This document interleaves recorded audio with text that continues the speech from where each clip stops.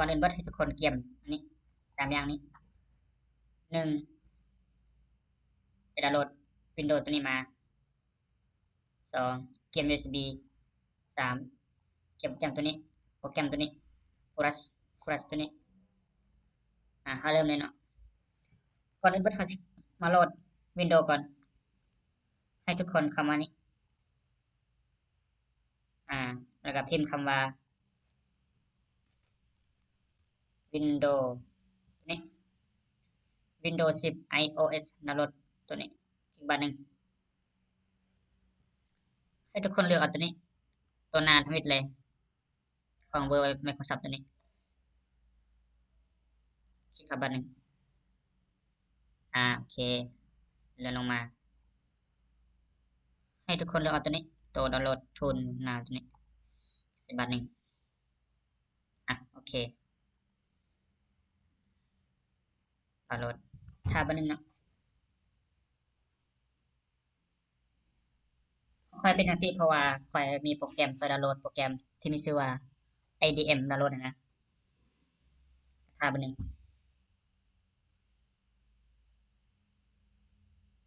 โอเคแล้วนะออกบัดนี้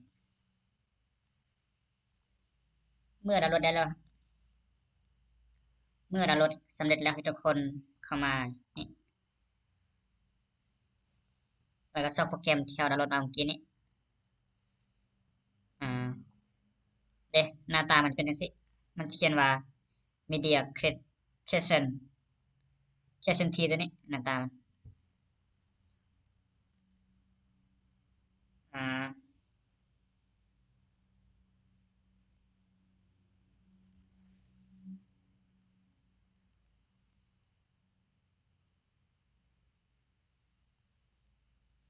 หลังจากดาวน์โหลดแล้วให้ทุกคนมาคลิกซะนี้แล้วก็เลื่อนมาที่ดาวน์โหลดนี้ซอกโปรแกรมที่เราดาวน์โหลดมาเมื่อกี้นี้คันบ่เห็นอยู่นี่ให้ทุกคนคลิกซะนี้มันเขียนว่าโปรแกรมตัวนี้เด้มันอยู่นี่เด้โปรแกรมนี้มีชื่อว่า Media Creation Tool ตัวนี้หลังจากดาวน์โหลดแล้วให้ทุกคนคลิกครัวคลิกบาทหนึงแล้วคลิกครัวดับเบิลคลิกก็ได้หรือว่าสิคลิกบนนี้ก็ได้ Run as Administrator ตัวนี้ธรรมดามันถามว่าต้องการอนุญาตติดตั้งบ่ก็ yes บาทหนึ่งบัดนี้เด้ขึ้นมาเลย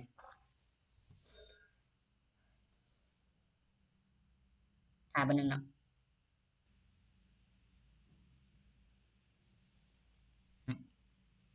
เมื่อเข้ามาในนี้มันถามว่า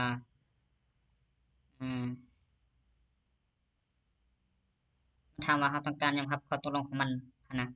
แล้วก็ accept หยังครับตัวนี้บาทหนึ่ง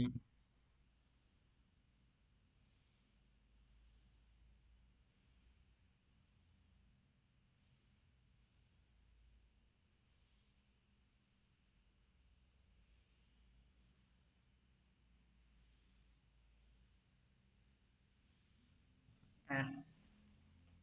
หน้านี้มันถามว่า what do you want to do มันถามว่าต้องการอัปเกรด Windows เก่าบ่แต่ในที่นี้เราสิสร้างเอาตัวนี้เอาตัวลงนี้เพราะว่าเราสิสร้างเป็นไฟล์ iOS ใส่ USB แล้วก็ติดตั้ง Windows เนาะแล้วตัวนี้ตัวลงนี้ next ตัวนี้มันให้เลือกว่าเราสิใส่ USB เลยบ่หรือว่าสิแต่ว่าในกรณีนี้ข้อยสิเลือกเอาตัวลงสุดนี้เพราะว่าข้อยสิเอาไฟล์ iOS ไปใส่อยู่ใน USB แล้วก็ติดตั้ง Windows เลือกตัวนี้ตัวลงสุดนี้แล้วก็ next โอเคได้แล้วเนาะแล้วบัดนี้เราก็เลือกว่าเราสิเก็บไฟล์ไว้ไสสมมุติว่าข้อยสิเก็บไว้ได้ดีเนาะข้อยก็เปลี่ยนชื่อก็ได้ข้อยสิใส่ว่า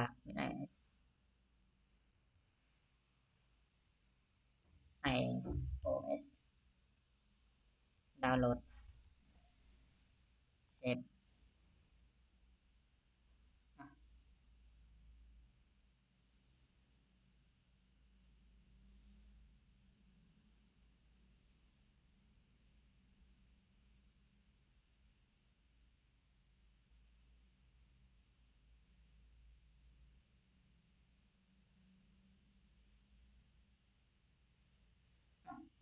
ขั้นตอนดาวน์โหลดก็มีแต่เท่านี้นะทุกคนงานนี้ค่อยก็สิบ่โหลดเนาะเพราะว่าอันนี้ค่อยให้ได้เบิ่งซื่อๆเพราะว่าในโลกเก่าค่อยก็มีแล้วนะอาจจะมันดาวน์โหลดเสร็จหั่นนะ much time have finish แล้วก็คนกด finish แต่ว่าในกรณีข้อยสิบ่โหลดข้อยสิออกเลยเพราะว่าข้อยมี Windows เก่าอยู่แล้วนะข้อยก็ไปก่อนโอเค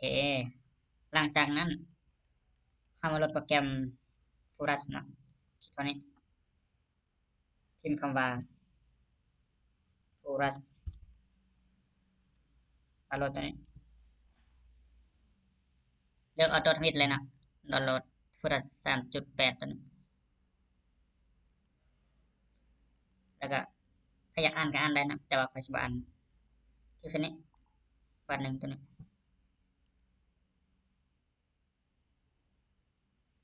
โอเคมันเด้งขึ้นหน้านี้เพราะว่าค่อยใช้โปรแกรมช่วยดาวน์โหลดโปรแกรม IDM คันผู้ใดใช้โปรแกรมตัวนี้มันก็จะเด้งขึ้นหน้าจังซี่ล่ะแต่ในกรณีนี้ข้อยสิบ่ดาวน์โหลดเพราะว่าข้อยเฮ็ดได้คนเบิ่งซื่อๆเพราะว่าตัวเก่าข้อยก็มีอยู่แล้วนะข้อยก็สิ close ออกเลยยกเลิกโอเค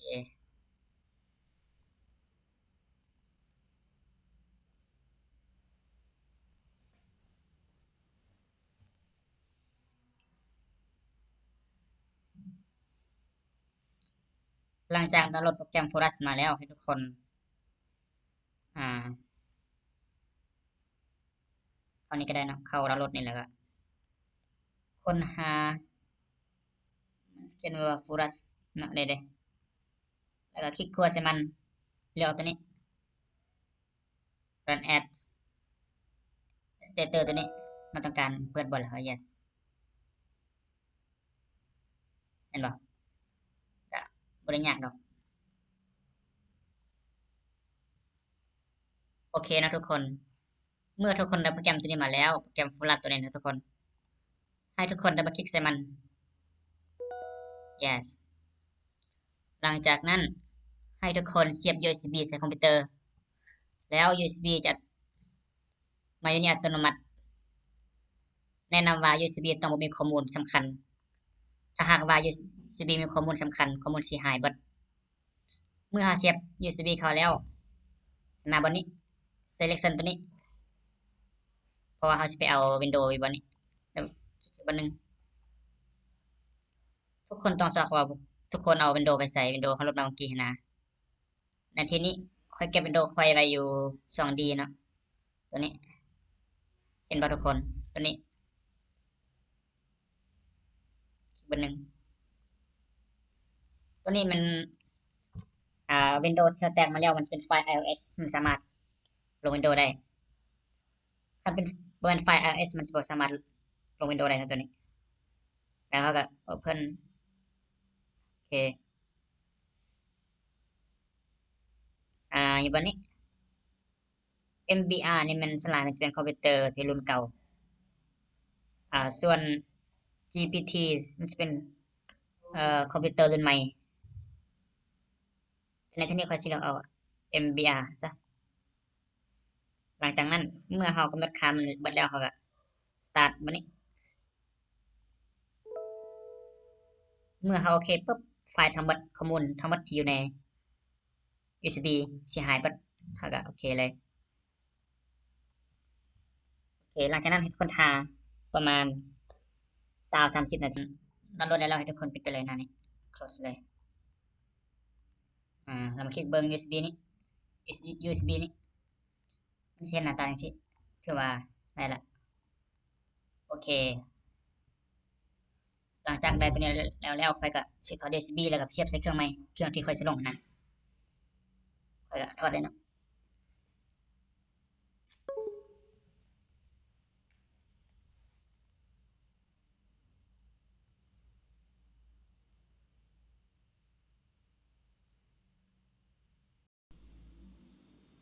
โอเคหลังจากที่ค่อยถอด USB แล้วค่อยก็สิเอา USB ตัวนี้มาเสียบใส่เครื่องที่เราสิลงเสียบเลยเนาะ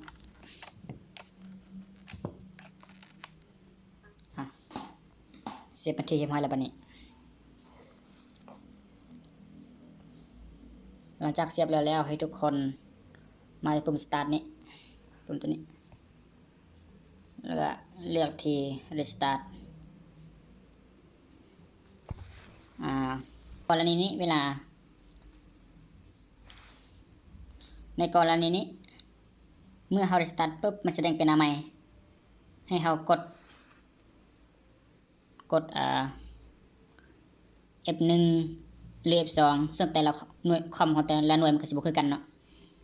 บางเครื่องก็ F1 F2 F10 หรือเดียวแต่ขั้นตอนนี้ให้ทุกคนเอาไปศึกษาเอาเองเนาะเพราะว่าความของแต่ละเครื่องมันสิบ่คือกันแต่ในที่นี้ก็ค่อยสิกด F10 กดรัวๆได้ไวบัดเดียวกดรัวๆจนกว่ามันสิได้ค่อยก็เริ่มเลยเนาะ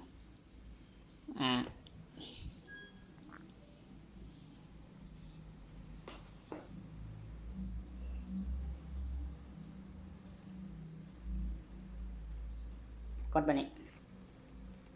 ค่อยกดแล้วเนาะกด F10 กดรัวๆจนกว่าสิได้โอเคได้แล้วบัดนี้นะ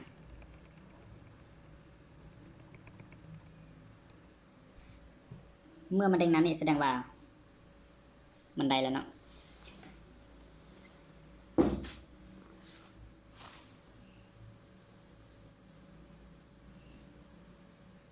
ให้ทุกคนทาบัดนึงกดเร็วบัดนี้ next นี่คลิกที่นี่ install now นี่แล้วก็ทาบัดนึง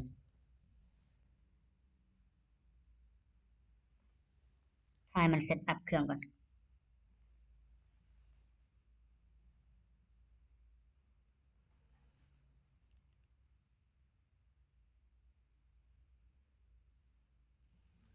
โอเคหน้านี้มันถามว่าเรามีคีย์ Windows บ่คันมีปอนใส่นี้แต่ในกรณีนี้เราบ่มีเราสิบ่ใส่ค่อยคลิกใส่นี้ I don't have product key นี้คลิกที่1แล้วก็คลิกใส่นี้โอเคหน้านี้มันแชร์เราเลือกว่าเราใส่ Windows หยังแต่ในกรณีนี้เขาสิเอา Windows 10 Home แล้วก็หลังจากเขาเลือกแล้วเขาก็ next นี่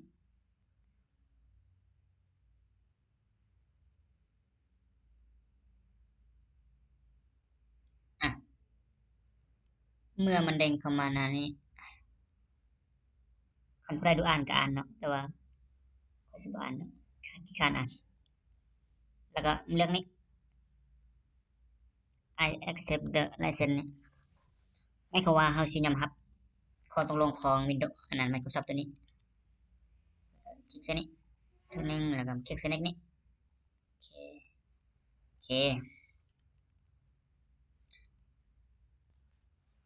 โอเควันนี้มันต้องการให้เราแบ่ง partition หรือว่าแบ่ง hard disk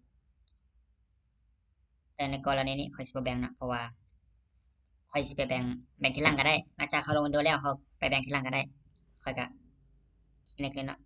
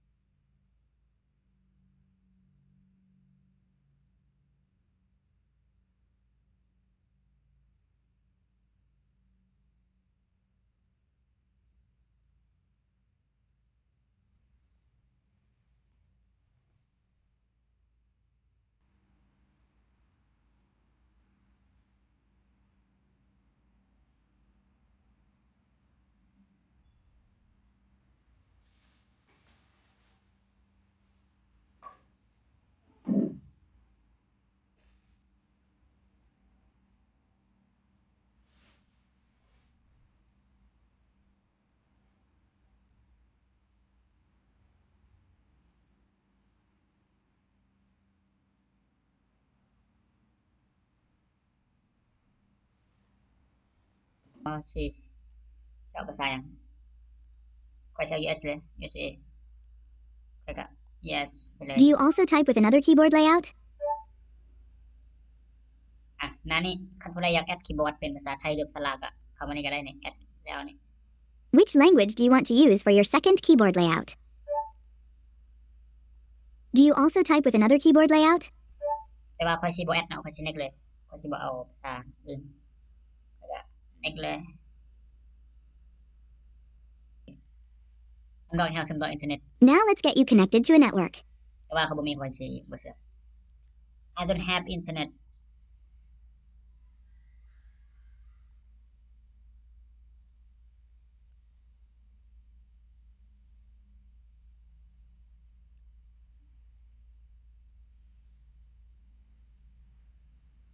'Just so you know, connecting to a network now could save you some time later.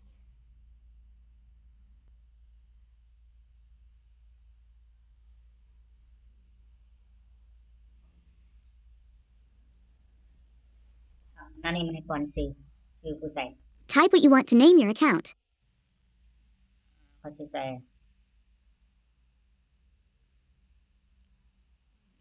ชื่อมันอยู่ซะสมมุติว่าเขาสิใส่ชื่อ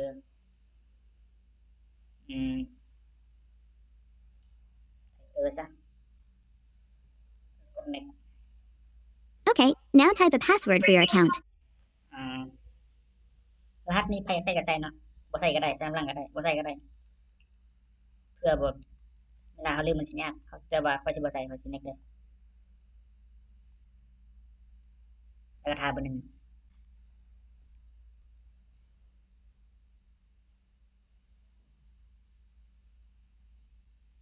Windows can save your spot in apps, files, and websites, so you can keep doing what you were doing, even when you switch devices. Just choose Yes to sync your activities. ตัวนี้ก็บ่ได้มีหยังหลายนะแล้วก็ yes ตกลงเลยท่าเบอร์หนึ่ง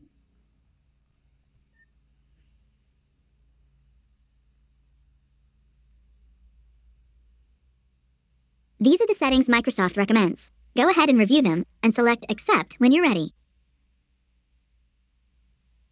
หน้านี้มันให้เลือกความเป็นส่วนตัวว่าเราต้องการจะเปิดพวกนี้บ่ถ้าบ่เปิดก็ปิดไว้เนาะสมมุติว่าเราสิปิดได้แต่ในกรณีนี้ข้อยสิเปิดเบิดข้อยก็นำรับ access นี่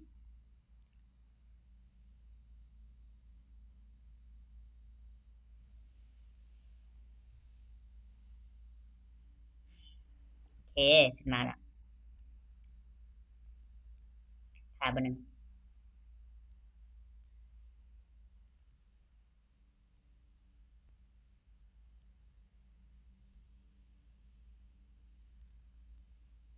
มันบอกว่า don't turn up your computer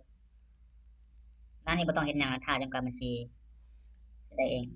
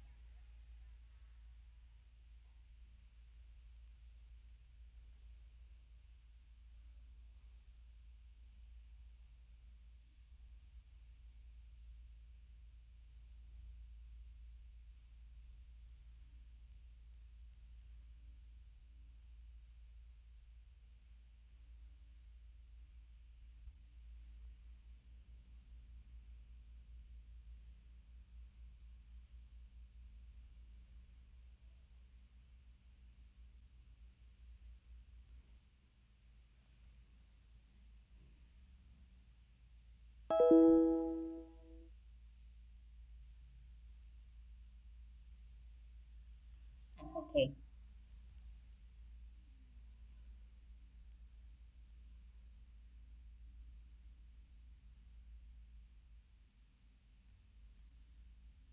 ้นตอนการลงวินโดว์ก็แล้วเบิดแล้วเนาะซึ่งมันก็บ่ได้มีหยังยากดอกเพียงแต่เฮ็ดกิกะบิตแล้วก็ได้ F ที่แบ่งใหม่นั่นก็ประมาณ20กิกะบิต20กิกะบิตคือกันข้อยก็ให้ทุกคนเปิดเครื่องคิดเลขขึ้นมาให้ทุกคนเอา1024สมมุติว่าข้อยสิหารนั่นน่ะหารครึ่งซะข้อยก็เอาซึ่ง1กิกเท่ากับ1กิกเท่ากับ1024เมกข้อยสิเอา1024คูณสมมุติว่าข้อยต้องการข้อยสิก็ได้ข้อยสิแบ่งครึ่งเลยข้อยสิเอาอยู่นี่ตัวที่มันเหลืออยู่นี่43,592ตัวนี้43,592ตัวนี้มาหาร2เพราะว่าข้อยสิแบ่งครึ่งเลยหาร2ก็สิได้ประมาณ 21,796 ซึ่งเราก็เอาตัวที่เราแบ่งเมื่อกี้นี้11,796หั่นใส่นี่ใส่บอลนี้21 7 9 6บอลค่อยปอนลงตัวนี้มันได้1คือได้ F เพราะว่าเขาแบ่งครึ่งเมื่อกี้นี่เด้แล้วก็เช็คเลือกตัวนี้ออกมาแล้วตัวนี้ทุกคนจะสังเกตเห็นว่ามันบ่ทันมีชื่อหรือมันบ่ทันเปิดใช้งานได้ให้ทุกคนคลิกขวาใส่บัตรหนึ่งคลิกขวาเลือกนี่ News Simple ลงตัวนี้ Next วันนี้วันนี้ใส่เลือกเอาตัวใดก็ได้เนาะแต่ค่อยสิเอา F ตัว F ได้ F ตัวนี้นะ Next แล้วตัวนี้วันนี้ให้ทุกคนเปลี่ยนชื่อเนาะเปลี่ยนก็ได้บ่เปลี่ยนก็ได้แต่ว่าค่อยสิเปลี่ยนใส่data ซะแล้วค่อยก็ next finish